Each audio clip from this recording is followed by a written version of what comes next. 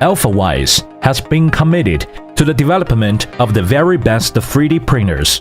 To inspire DIY enthusiasts, designers, and creators, we have launched a number of popular products, helping creators bring their incredible ideas to life.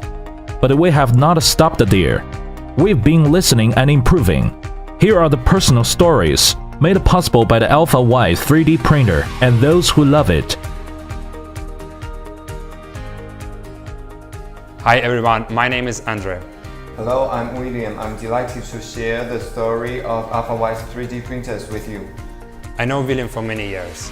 We worked together on the development of Alfawise 3D printers. The brand team and technicians work together closely. We conduct market research, analyze feedback to develop and constantly improve our products.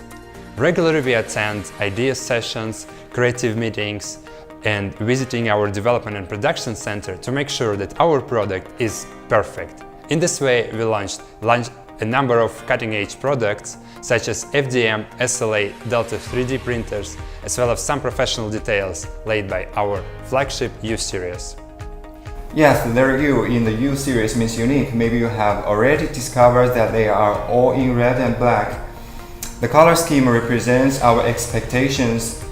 Black means stability, while red stands for exceeding limits. We hope each of our exciting products deliver consistent quality, unconventional pricing, and unforgettable experience. Our original intention in developing the U20 was to provide people with high quality, cost-effective, and more humanized 3D printers. For example, for small design companies or DIY enthusiasts want to bring their ideas to life at a relative low cost. For this, using 3D printers is the best way.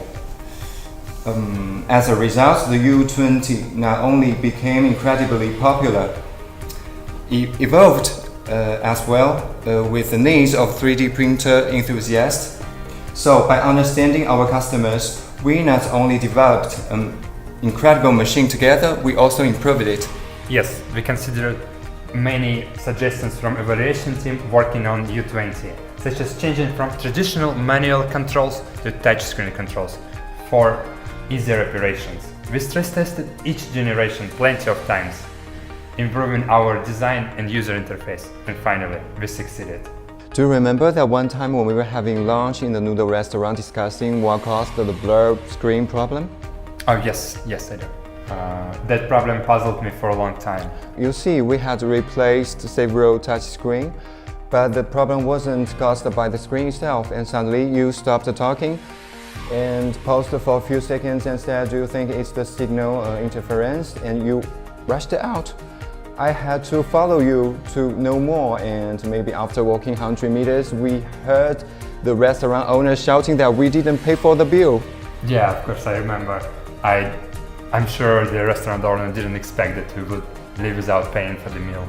No, I'm not sure, but later you showed me the solution for installing a signal blocker. It was great, and it solved perfectly the problem of the display. And I have always admired you because you are very persistent, always willing to do countless tests to make improvements, sometimes just to achieve the smallest gains. Yes, this is what product development is about.